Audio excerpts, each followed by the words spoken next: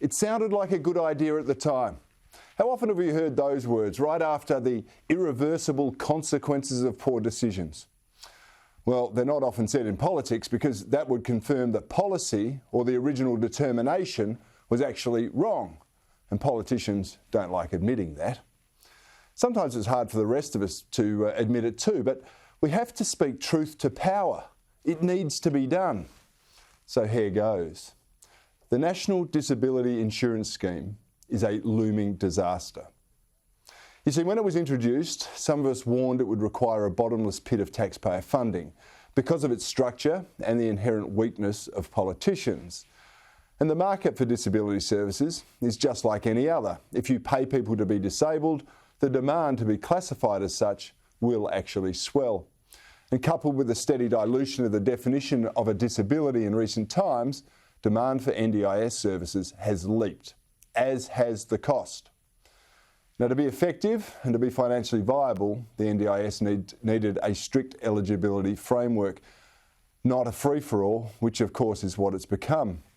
But of course, that then would create winners and losers, which is never a desire of the political class, even more so when it comes to those living with a disability. You see, to do so would mean rendering sober assessments about whether, say, a blind person is worse off than a paraplegic, for example, a determination that no politician is ever publicly going to make willingly.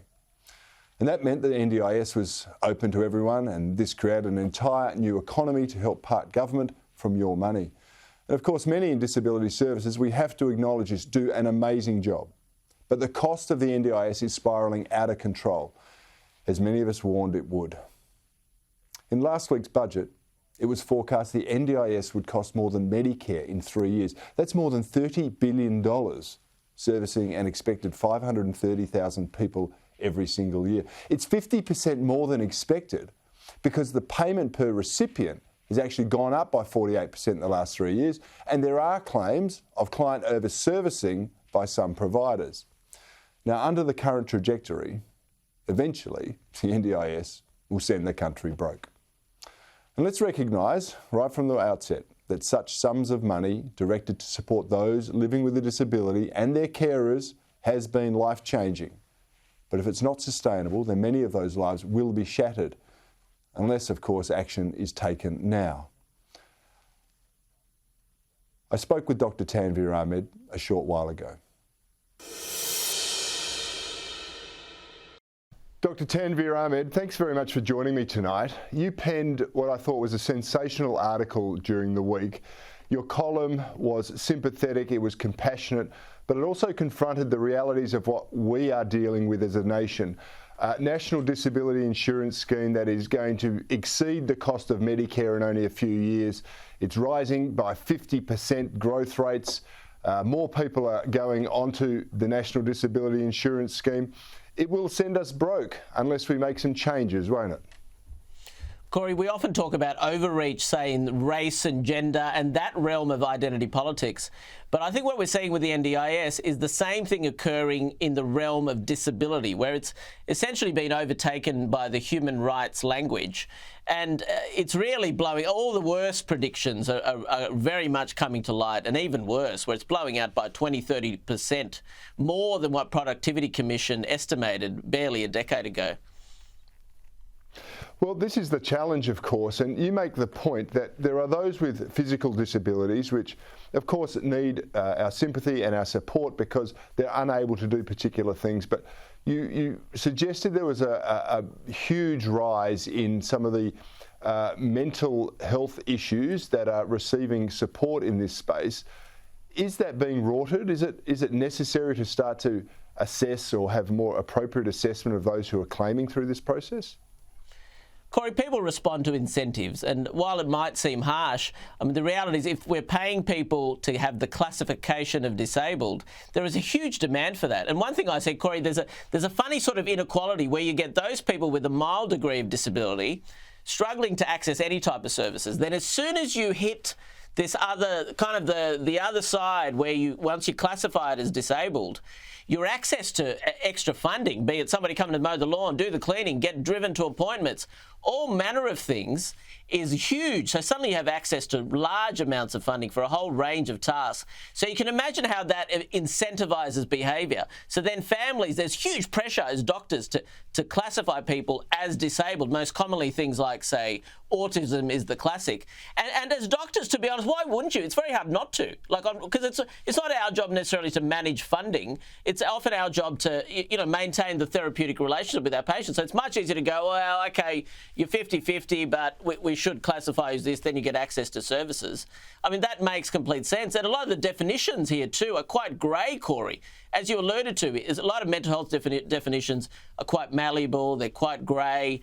And the other angle of this, which I don't think people necessarily saw, you don't expect NDS providers. So where providers are the people, they're basically not organisations that provide things like someone mowing the lawn or cleaning or drivers. And to be honest, it can be almost anything. You can actually ask for anything. For example, we've had patients ask for from the regional areas apply for flights to come to Sydney, to go to Luna Park, because that was a dream of theirs, like kind of Make-A-Wish types of foundation. And look, rarely that may be true, but it's a pointer that you can apply for almost anything under NDIS if you can make a good pitch. And one thing we see, it's become almost like a real capitalist, almost like a car yard or a sales desk where you have all these NDIS providers going, how about this? Why don't we do this? How about we pitch this? And it's a very unusual environment and I don't think that was predicted in the kind of institution of this scheme. All right, Tanveer, we understand that, of course, service providers want to provide more services, receive more funds so they can grow their business. That's a natural aspect of any organisation. But isn't the real issue here the difficulty for politicians? If you ask them to discern who is eligible for funding and who is not eligible for funding, they're going to be saying, well, this disability trumps this one. And, of course, that is going to create winners and losers, and no politician wants to do that, do they? Well, I think the premise now is how can they put in some sort of constraint on the system, and one, I guess a policy now is independent assessments. Now, there's a couple of advantages to that. One, it may open assessments to a broader range of groups, regional areas, outer metropolitan, those who can't pay for it privately. I mean, and the other aspect may be it takes it out of treating teams who was actually sometimes conflicted. I would argue sometimes it's actually a challenge where you have a degree of pressure to approve certain services or classify someone as disabled. And that then risks fracturing the therapeutic relationship. And sometimes there is a degree of pressure you feel sometimes, and often the easy option is usually to classify. And the fact is, you're hugely powerful in terms the way you frame an advocacy. So realistically, if somebody's 50-50, it's not hard to kind of write a strongly worded letter to get those services. So in some respects, many treatment teams will actually be pleased that some of those decision-making can actually be outsourced a little, so they don't feel that sort of feeling of almost a conflict of interest. Yeah. As a whole, though, if we remove the potential for improvement and the fact that the budget is blowing out, I mean, $30 billion, it was estimated to be 22, and peak there is going to be $30 billion, and I suspect it'll keep growing. But is the availability of a pot of money rather than access to a specific number of services and allowing individuals to choose for themselves, is that the right way to go in the disability support space? I think we have to introduce some element of scarcity there, Corey, because at the moment I think it's a free-for-all in a way, like it's uncapped and there's almost no limit to what can be fought for. And I think some sort of limits need to be placed there. I think that is happening to some extent. And whether I think saying, here are the range of services, here's the level of funding you could get. At the moment, the average level of funding now is approaching $55,000, $60,000 as an average, and there's some people with $250,000, $300,000 a year funding. And a good example is comparing it to aged care, where funding per person and even the highest rates of funding are actually quite a bit lower, and that's because there's a lot more constraint, and and it's not uncapped. The aged care sector is actually saying, well, we want to be more like NDS because they can see the huge difference in the types of funding, but it's just not sustainable for federal coffers. And for the purpose of viewers and for myself, there is a vast difference, isn't there, between those who are on the National Disability Insurance Scheme and those who are on the Disability Support Pension. Because over the time in Australia, we've seen a lot of people claiming the Disability Support Pension unable to work. Are they categorised included within the NDIS scheme, or is it a separate component? Not universally, but you are right, they're closely linked. Often if they're on the disability support scheme, and you're right in the saying there's been a huge generational shift from physical illness to mental illness in the last sort of 20 years. Bad backs to troubled minds is one way of thinking of it. So many people, to access the NDIS, often they go on the disability support pension scheme.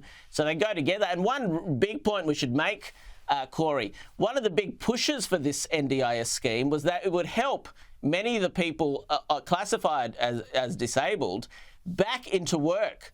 But there's very little evidence of that. One of the Productivity Commission, the original report, said, this will save us ultimately $1.5 billion a year. But there's very little evidence of that occurring. And I think that's a big fail of this scheme. I don't know how it's saving us $1.5 billion when it's going to cost us $30 billion in only a few years' time. Dr. Tanveer Ahmed, you have opened up I think a really important discussion, and I really appreciate you spending some time with Bernardi tonight. Absolute pleasure, Corey. Work. Not a free-for-all, which of course is what it's become. But of course, that then would create winners and losers, which is never a desire of the political class, even more so when it comes to those living with a disability. You see, to do so would mean rendering sober assessments about whether, say, a blind person is worse off than a paraplegic, for example, a determination that no politician is ever publicly going to make willingly. And that meant that the NDIS was open to everyone, and this created an entire new economy to help part government from your money. And of course, many in disability services, we have to acknowledge this, do an amazing job. But the cost of the NDIS is spiralling out of control, as many of us warned it would. In last week's budget, it was forecast the NDIS would cost more than Medicare in 3 years. That's more than $30 billion, servicing an expected 530,000 people every single year. It's 50% more than expected because the payment per recipient has actually gone up by 48% in the last 3 years, and there are claims of client over-servicing by some providers. Now, under the current trajectory, eventually the NDIS will send the country broke. And let's recognise right from the outset that such sums of money directed to support those living with a disability and their carers has been life-changing. But if it's not sustainable, then many of those lives will be shattered, unless, of course, action is taken now.